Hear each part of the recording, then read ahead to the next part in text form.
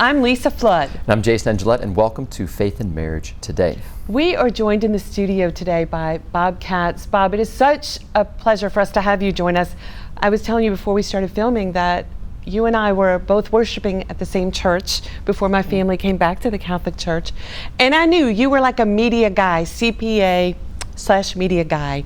And who knew that God would use the same saint to draw us into Catholicism. Thank you for joining us. Oh, it's an honor to be here, really. Pleasure. When Jason and I were talking about media, and I know I'm going to go back a little bit because there was TV media that moved your heart when you, many years ago, to convert to Christianity. Would you just tell us what happened with the TV show? Yeah, if I run too long, give me a signal or something. All right. No, we need a couple hours. But. Yeah, well, what a path. I was born and raised Jewish, but I knew at a very early age, just wasn't called to be Jewish. I can't even explain what that means to you, but I just knew it wasn't what I was called to be. Graduated from college, went in the Marine Corps, went to Vietnam, and I came back a devout agnostic at best, probably an atheist, very, very angry, and came back to go to grad school. And I started watching television, and there weren't that many channels to flip through back then, but Pat Robertson was on with the 700 Club. And we weren't allowed to watch Christian TV as kids, so I'm watching this show, and I'm just mocking, this guy's such a, the whole thing, this guy's an idiot. You weren't buying it. He just wants my money. And so the next day, I come back from class, I wonder if he's on again. So I go home. Oh yeah, there he is. There's the idiot. And I'll tell you a story about that. So anyway, then I noticed after several weeks of watching that next semester I arranged my classes to be able to be home to see the idiot every day. And one day I'm sitting there. Now I didn't know what an altar call was, or salvation, any of that. I'm sitting there, and he says, "Look at me, Pat." On the TV, he says, "There's somebody out there," and you know the expression "read your mail." So yeah. You just graduated from school, and now you're in grad school, and everything on the outside looks great. You're punching all the right tickets, but inside you're a mess. You're angry, and you don't know what to do, and you don't believe in God. And it's just like, wait a minute. Look behind the TV, see if who's he talking to? If that's you, I want you to put your hand on the TV and repeat after me. So, okay. Put my hand on TV, I said the sinner's prayer, not knowing it's the sinner's prayer, not knowing anything. And that was that. So I go to bed, and about 2 a.m, I'm sleeping, I'm horizontal, and this flash of light goes off in my room. I mean, just this brilliant light. And all of a sudden, just went from horizontal to vertical. I'm standing up. No voice of God, no angel, nobody, nothing else. But I knew somehow that what had just happened had something to do with that TV show earlier in the day. So back then they had an 800 number, and you could call it 24 hours a day. So I called the 800 number, just happened to have it. And I tell the guy, what happened, and they send you to a local phone bank, and he starts laughing at me. He says, "Boy," and I'll know, he said, "Boy, you need to get yourself in church." I said, "What?" I said, "I'm Jewish." He said, "Doesn't sound like it to me." You need to get, and he gives me the name of a church, and he said, "You go there this Sunday, I'll meet you there." And so I went to was called Word of Faith back then, with Pastor Charles Green, one of the great pastors to ever live in New Orleans, and became a very, very devout, non-denominational Christian. Very happy, being till St. Faustina came along. Well, then that's the next question. Okay, so I love you use the expression. You were very happy, like that. So you're being blessed by this faith, this relationship with God you're falling into, you're coming to know the Lord, but then you're driving in the car, you're listening to Joel Osteen, and then you see there's what's that Catholic show all about, and you turn to that. Can you speak about that? Well, let me circle back for a second. So during this period, I'd written some books which would now be classified as prosperity gospel books, although I never intended them to be that way. I just meant them to be steward books. So let me close the first story for you. Yeah. So I have now been asked to be on the Pat Robertson show, and I was a regular for several years. I'm sure they loved you. Doing financial stuff. So one day we're sitting there just like this, and they cut to a break, and Pat's sitting like this, and I said, Pat, if you only knew how much fun I made of you, how much I mocked you and made fun of you when I was in grad school. And he looks at me, he starts laughing, he taps me on the knee, and he says, you know, they all start out that way. But eventually they come around. So I'm very happy, very devout Christian. I've written some Christian books that have done very well. And starting to believe my own press, which is a horrible thing. You know, it was becoming, something was still missing. Okay, something was still missing. And when again, it wasn't on the outside, it was on the inside. And it was growing, it was getting worse and worse. And I'm driving down the street one day, and I just like, you know, God, I don't know if he's telling me or I'm telling him, but after all these years, I don't trust you. I feel if I don't do it myself, nobody's going to be there to do it for me. I still don't trust you. And I'm literally driving and crying. I don't even know why it made me cry, but I'm crying out to him. I don't trust you. And I'm listening to the radio, and it's Joel Osteen, because that's what good Christians listen to. And you know, I've heard this sermon 10 times.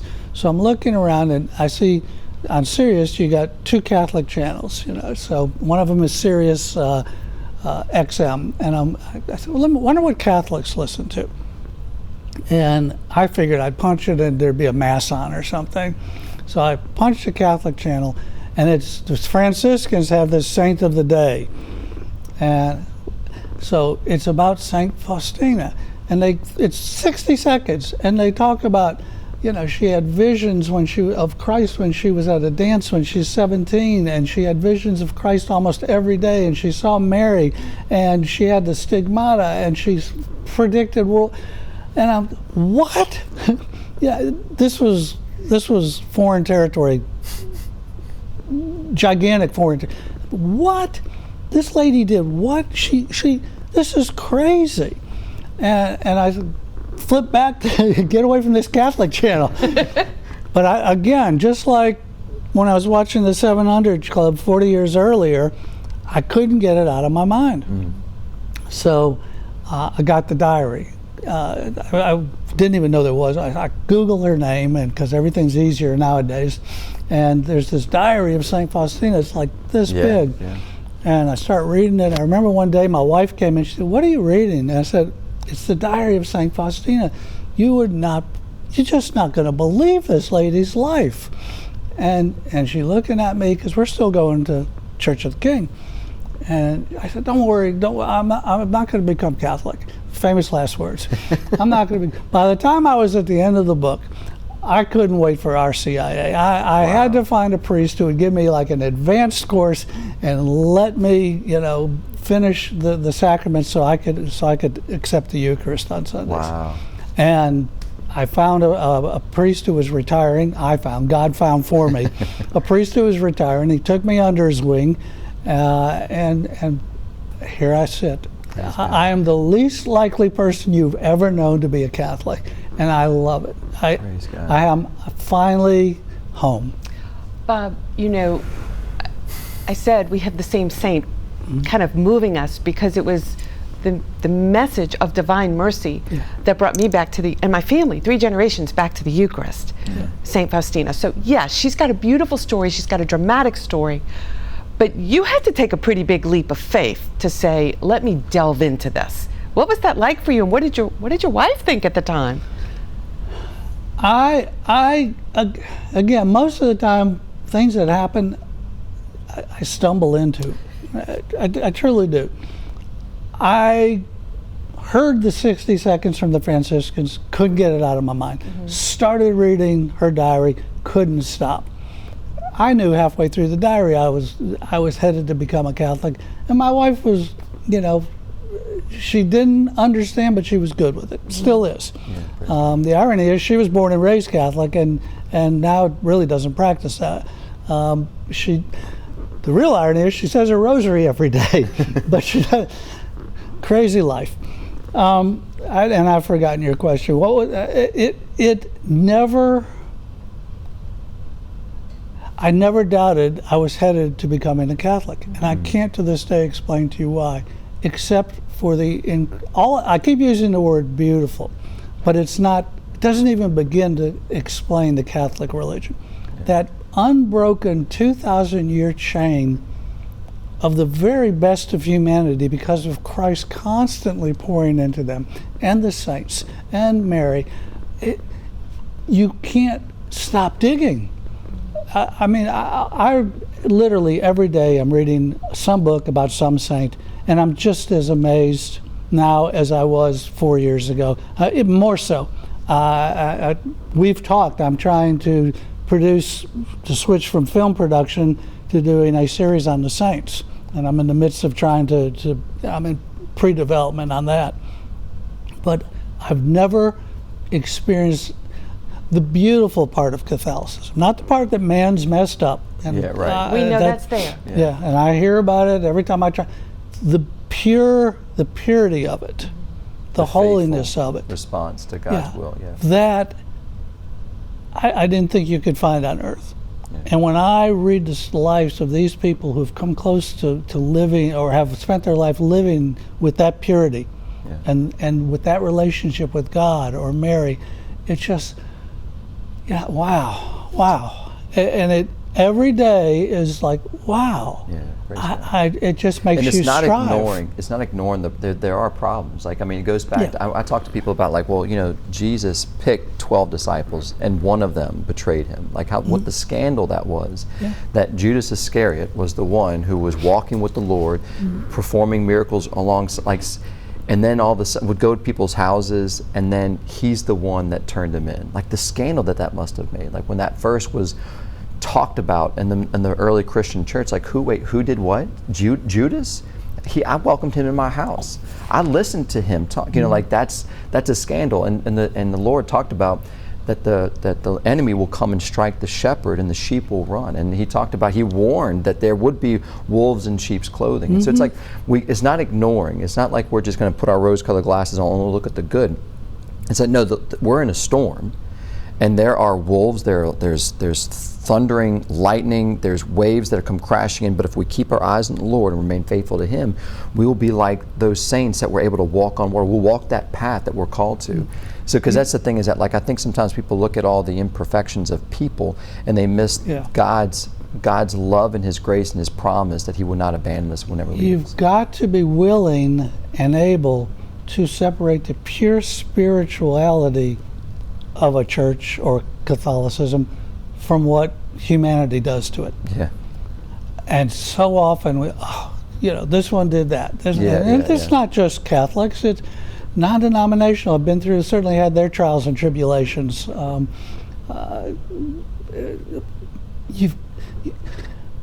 use that as an excuse to turn your back on God. Please, whoever's listening, don't use that. What man does to the purity of the church, don't get off track. That's what Satan's going to try and do to you. Yeah. Get you off track by what some man or woman did within the church umbrella. Yeah. Stick to the purity, the holiness. What your relationship is with God. It is not with man telling you how your relationship should be with God. Bob, before we even pivot to the media and what you're doing in media, I feel like I want to ask you the impact that the Eucharist has made in your life. I wish I could explain it. I knew from the minute I was reading St. Faustina's book,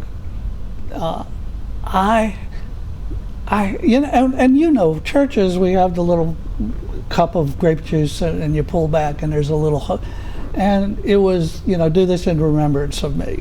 It was, and I don't want to insult anybody because that's certainly not what I'm here for. Okay, let me answer your question instead. I knew yeah, that really, I don't know how I knew, but I knew that really is the living presence.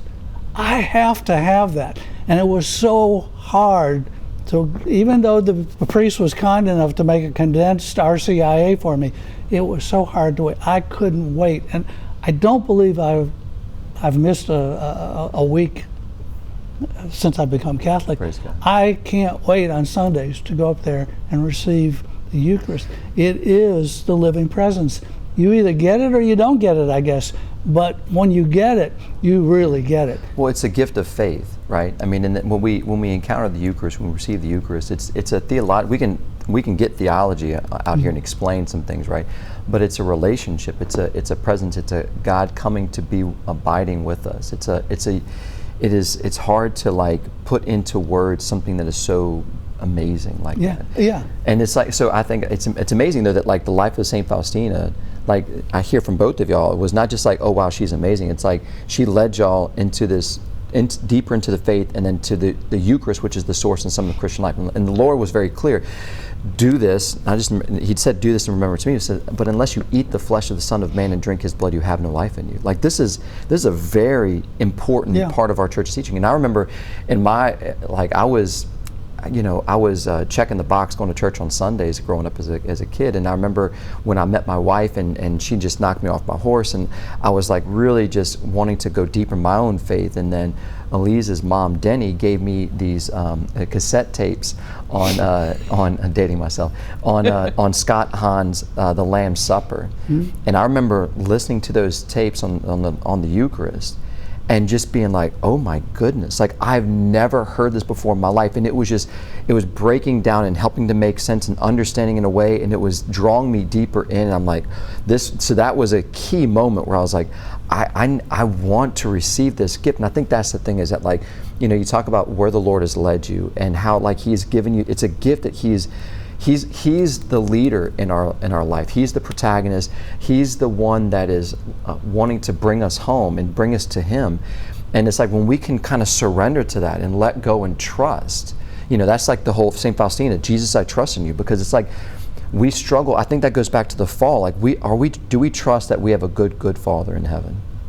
And Jesus reveals that to us. And He also calls his mom and His saints to witness to that, so that we can abide in that mercy, receive that forgiveness, and go deeper in our relationship with Him. I know. Anyway. It's just the fact that we're talking about media. Mm-hmm. I love, you had TV, you had radio, and now you're producing movies. You've been producing movies. Yeah. Okay, you have a wild story of conversion, but how does a CPA, wealth management guy, end up spreading the gospel through movies? Who knew? Troy Duhan. I'm sitting at home minding my own business, and I know who Troy was, and Troy knew who I was. We went to the same church, but we had 10,000 people at the church. Yeah. So we didn't really know each other. And true story, I'm sitting at home on Sunday, the phone rings, and if you know Troy, there's no small talk. And I said, hello? And he says, I just caught my kid watching filth at 2 a.m. in the morning on Netflix, and God told me to make some good Christian movies, not really good quality, production quality, people are going to want to see. And He told me I need someone to cross the T's and dot the I's because I'm ADD, and He told me it was you. I said, who is this? It's Troy Duhan. So, okay, Troy, have you ever made a movie? No, but God told me, and I said, neither have I. He said, it doesn't matter, God told me to do it, it'll all work out. So our first movie, 12 years ago, is God's Not Dead. Praise God. Gigantic, grossed over $100 million. Yes. Yeah. And I'm thinking, well, this is better than filling out tax returns. Much more fun. So we do God's Not Dead 2, got to do a sequel. Yep. And that worked out well. And then about 4 years now, we did The Blind, which was about Phil and Kay Robertson, the Duck Dynasty. Yep. Great story. And that movie did real well. And then last year we had Average Joe come out, which I think is the best movie we ever did. Absolutely love it, and it's been the lowest box office, but I think it's the best movie we ever did. It was a true story about Joe Kennedy, who was a football coach who would go out in the middle of the field after the game by himself, minding his own business for 30 seconds he'd take a knee and just thank God because he was doing what he loved to do. And they fired him. And he's a retired Marine. You don't fire him. They fired the wrong guy. And he fought for 7, 8 years, all the way up to the Supreme Court, back to the appellate court, back to the Supreme Court, and ultimately won. And it overturned the Lemon Laws and gave people back freedom of speech and freedom of religion that they didn't even realize had been taken away from them. Wow. And we really made a great movie. A movie's, it takes hundreds of people to make a movie. And this was really a good movie. I'm not patting myself on the back by any means. It didn't catch on. I don't know why. It's doing well downstream, but that's been my favorite movie. Well, maybe we can get a spark going here right That's right. now. Well, it's out of theaters now, but go watch it on streaming. It's everywhere on streaming. Absolutely. And my daughter wrote the script. She also wrote the script for The Blind. Wow. So it's been a lot of fun to work with your daughter on these films. You never could have put this together, could you? Oh, no. I'm CPA. I'm giving financial advice and doing tax work. And no, this is just, the arc that you were talking about before we came on the air. I'm just floating, God, take me where you want to take me. Because every time I try and direct it, I think that goes back to like just the basic 101 of like, what does it mean to be a follower of Christ? And it's trusting in the Lord, or it's maybe taking the words that he said, that the greatest in the kingdom of heaven are little children. Why? Because they trust the Father, and they go to the Father, and they rely on the Father's help and advice and support and everything. And so when we try to like pull ourselves up by our bootstraps and try to take charge and take responsibility, it's like we're taking on something that's not meant to be in our hands. We're supposed to surrender. Yes, we're supposed to pick up our cross, but we're supposed to follow him. Well, you bring up a good point that coming full circle. I was driving down the street crying, literally, God, I just don't trust you. And I come to the point where I open up the diary and the pictures in the back, and I see the Divine Mercy picture for the first time, and I look down at the bottom, and what does it say? Jesus, I trust in you. And that just, you may literally just. Wow, that to me talks about like the 700 Club, where he was calling you out as if like he was like right there in your room, zoned in, and he read your mail. Like the Lord heard the cry of your heart. Like you literally were just saying, I just don't trust you. And then he shows you a saint who is par excellence on like what does trust in the Lord look like, and the image. Yeah, and it's written. And the message. Like he knows you. Like look, it's like the Lord favors you. Like, and that's the thing is he loves all of us. Like he's no respecter of persons. But he loves, and he hears our cry. He hears the cry of our heart. Yeah, he hears the cry of our hearts. So, Bob, what would you say to me right now? I'm thinking the Divine Mercy message. Ask for mercy. I can do that. Be merciful to others. That's even easier for me than the third part, completely trusting God. So what would you say to somebody who's watching right now who is really struggling with trust? How would you encourage them? Take steps. I hate to sound formulaic. Yeah. But you know what? You've got to pray every day. Amen. And I mean, pray. There's no, if you want to pray the Rosary, you want to pray the Divine Mercy Chaplet, or you just want to talk to God. He just wants fellowship. But you're not going to develop a relationship with someone unless you're in fellowship with them. Yeah. Right. You got to pray. And then when it comes to trust, baby steps. I mean, I still, every single day, I think, okay, God, I got to remind myself, I'm not in charge. Even when I think I'm in charge, I'm not in charge. Who am I kidding here? I've got to trust you, Lord. But it's getting easier, and you're a good God, and you want to bless your people, and you want to give us graces that we can handle. So, baby steps. Yeah. Every day, it's like a muscle. You've got to work it every day. Practice trusting God. Yeah. And over time, you'll look back and say, whoa, I'm not worried about that anymore. Yeah. Or, I'm comfortable here. You know, God's in control. I'll just walk it out. I don't have to control it. Yeah. And things start to change. And for me, I usually see them like in the rearview mirror. Whoa, I'm acting differently than I used to act in this particular situation. And you know, it's just every day pressing in, and baby steps. You know, I want to hear more. I know we're running close on our time, but I'd love to hear more. Just some of the things that stood out to you in the diary. Maybe that's for another time. But with the new project that you're working on right now, where can people learn more about it or support it? Or just tell us how. I again don't want to hold anything too tightly in case I'm wrong, but what I feel like is all these films have led me to the point where I have to do Catholic content now. Catholics are the largest denomination of Christians in the world, and absolutely the most underserved when it comes to entertainment and film. There's very little out there. And you're right. I want to take what I've learned over the last 12, 14 years and start doing Catholic content. So we are actually working on, we're in development on a series. This would be episodic. This would be more like, what's the Chosen kind of. It's for streaming. It'd be 1 hour episodes, and we do a saint's. It's a combination of travel and food and a saint's life. So, for instance, well, the first one's going to be 90 minutes, but it would be Saint John Paul II, Faustina, and Maximilian Kolbe, whose lives. I don't know that they ever really knew each other, but their lives were such an influence, and there's so much overlap and so much power in what happened in Poland and Lithuania and with the Nazis and the communists. It's an incredible story. So we want to go to Poland and shoot that and go to Lithuania. We've raised most of the money. We're looking for a little bit more money, and I'm working on distribution. So if anybody's interested, you know, give me a call. But I would love to spend the rest of my life working on this episodic series of the saints, and there's 10,000 saints, so doesn't matter how long I live, I'm not going to run out of saints. You have a lot of work to do. Bob Katz, thank you so much for joining us. That's all the time that we have.